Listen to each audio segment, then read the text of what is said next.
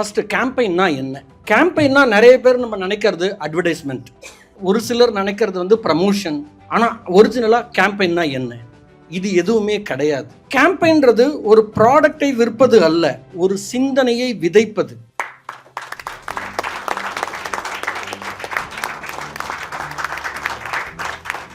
ஒரு குட்டி ஸ்டோரி போலாமா? ஒரு வில்லேஜில், தட் மீன்ஸ் ஒரு நகரத்தில் வந்து ஒரு நாட்டில் வந்து ஒரு மன்னர் இருக்காரு. அந்த மன்னர் வந்து ஆசைப்பட்டார் என்னன்னா, நம்மளுடைய நாட்டு மக்கள் எல்லாரும் 5 மணிக்கெல்லாம் காலையில் எழுந்திரிச்சிருக்கணும். ஒரு மன்னர் ஆசைப்படுறது தப்பு இல்லை இல்லையா? நல்ல ஒரு ஆக்டிவிட்டி, நல்ல ஒரு ப்ரீத்திங்ஸு, எக்ஸசைஸ்லேருந்து நிறைய விஷயங்களை நம்ம வந்து அந்த மார்னிங் செஷன்ஸில் நம்மளை ரெஃப்ரெஷ்மெண்ட் பண்ணக்கூடிய விஷயங்கள்லாம் பண்ணலாம். அவர் என்ன பண்ணிட்டாருன்னா, ஆசைப்பட்டதுக்கப்புறம் இம்மீடியட்டாக ஆர்டர் போட்டுட்டாரு, எல்லாரும் நாளையிலிருந்து 5 மணிக்கு இந்த நாட்டில் எல்லா மக்களும் எழுந்திரிச்சிருக்கணும் அப்படின்னு சொல்லிட்டு. சில நாட்கள் ஆச்சு, சில வாரங்கள் ஆச்சு, ஒன்றும் நடக்கலை. மன்னருக்கு கோபம் வந்துடுச்சு. என்ன பண்ணாருன்னா, நம்ம ஃபைன் போட்டுடலாம் அப்படின்னு சொல்லிட்டு ஃபைன் போட்டாங்க, பெனால்டிஸ் பண்ணாங்க. ஒரு சிலர் வந்து ஃபைனுக்காக பயந்து எழுந்திரிச்சிருக்க ஆரம்பித்தாங்க. ஒரு சிலர் வந்து என்னாச்சுன்னா, இவன் என்னத்தை போடுறது பார்த்துக்கலாம் அப்போ. ஸோ அப்பயும் அந்த இது வந்து கன்வின்ஸ் ஆகலை.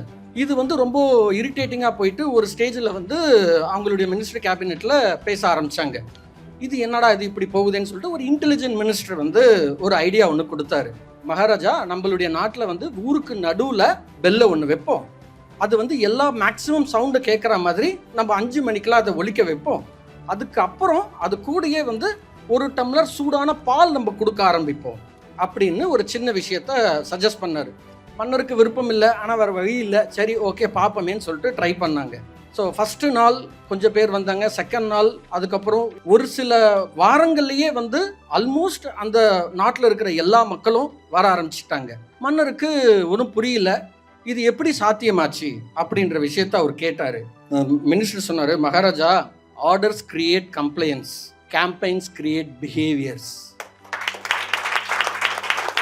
So campaigns will create the behavior changes, transformation in the mindset.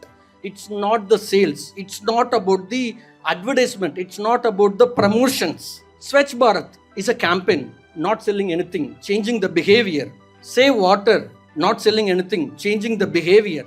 Pulse polio, it's not selling anything, it's changing the behavior.